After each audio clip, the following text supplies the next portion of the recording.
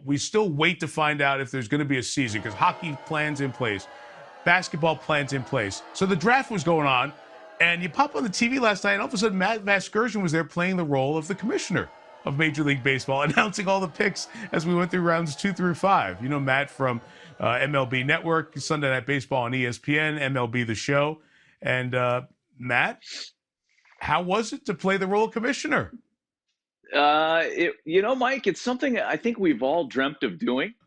And because it's such an important moment for these kids and for their families, the only option you have is to play it straight. But there was the inner, smart aleck in me that was saying, gosh, wouldn't it be great to slip in the name of one of my high school buddies in the 5th round by the Mariners and see if anybody catches on? The Seattle Mariners with the 146th pick have selected now 52-year-old outfielder Mike Westmacott from Moraga, California. Yeah, Mikey, wee woo! Do one of those. But it was fun. It was kind of neat. How did it all come about? I am positive that the commissioner had prior engagements. Given the state of the game, I think all along he was scheduled just to be there for day one. And that's been the case historically for the MLB Draft, dating back to Commissioner Selig when we first started having it at MLB Network in 2009.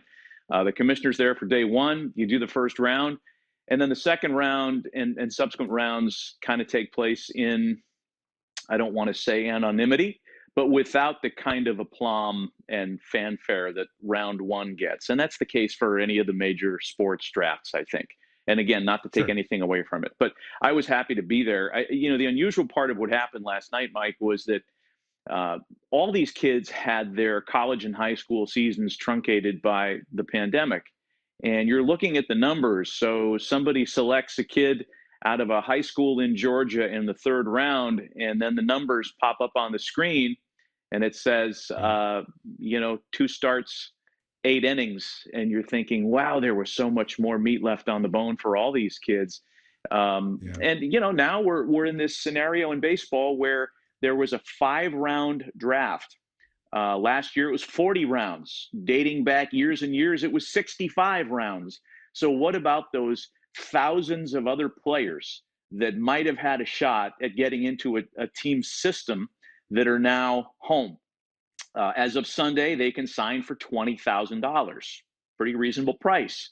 If you're a high school kid and you have a chance to go to college, I think that college opportunity is probably more lucrative than taking a $20,000 flyer to go play short season A-ball maybe next year someplace. But if you're a college senior and in the absence of a chance to go play overseas, you might consider that opportunity, and you might sign that $20,000 minor league free agent contract just to go show somebody you can play someplace. It's really a very unusual time that the game is in right now. It is, and we talked about that for years and still do with the NFL draft, that once you finish the draft, which it was once 12 is now 7 rounds, those players get picked up right away to fill out 90-man rosters for teams. And sometimes for the players, you can go someplace where your skill set may be most needed or a good fit. And perhaps we'll see that with the players who certainly would have been drafted in rounds 6 through 10 of the MLB draft. Can we spend a minute on minor league baseball? Because I've kind of hit it a few times with guests here and there. What are they trying to accomplish with a new look minor league baseball system other than cutting costs? Well, I wish I could tell you, because the cost-cutting component is the one that just sticks out. And I get it. Look, when you look at it from a business standpoint, Major League Baseball, and it's 30 clubs, it's 30 constituencies, if you will, fiefdoms almost. They're trying to be as lean as possible, as any business is, especially in these times. If college baseball can assume more of a role the way college football assumes a role with the NFL, serving as a feeder pipeline. Maybe that's part of it. No one said that to me, but beyond the obvious, the cost-cutting measures, and when you consider the 250-ish players in each team's minor league system, that's an immense amount of cost. From the other side of it, Mike, I came from minor league baseball. I spent 6 years as a minor league radio play-by-play guy. And I'd like to think that nobody has a bigger love or appreciation for that cottage industry than I do. I hate to see it go away. Maybe it sticks around and just looks different. That's my hope, that we just get through this transition and it's not impacted to the point that it goes away. Yeah, perhaps some independent leagues grow, pick up. There are some interesting case studies out there. There's one in Michigan, for example, where 3 teams play a season from Memorial Day to Labor Day, all at the same field. And it's a constant presence there. You just rotate playing the other teams, and players can get seen that way. So somebody's going to have to be creative and find a new system and a way. Let's get back to the big league conversation, our last minute or so here, Matt. Do you think we're going to see baseball this year? I do. I've been confident throughout this, and maybe I'm being a bit of a Pollyanna here, Mike, but I just think that there's way too much at stake on both sides for somebody not to make the kind of concession that's required to get the season in right now. The commissioner has at his disposal the opportunity to implement a 50-game schedule. That's a last case scenario. Right. Nobody wants to see this sport condensed to 50 games. It's not organic to the way this thing goes. And if you think about that, like the Washington Nationals, who started out, I believe, 19-31 last year in their first 50 games, they wouldn't have sniffed the postseason. So it's not a great litmus test. That's why they're both actively engaged in trying to make this happen. And look, the bigger fear I have, Mike, as opposed to this year, is what does it look like moving forward? Because with a new collective bargaining agreement due in less than 2 years, one side might feel like they got their nose pushed too far out of place to get back onto the field this year. Right.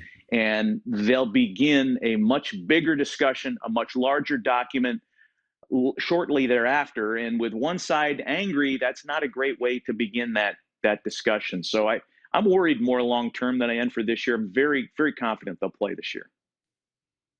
Yeah, because the 2021 season's the last one under the current collective bargaining agreement, and then TV rights and all that stuff down the line all will kind of tie into what happens with Major League Baseball on the field.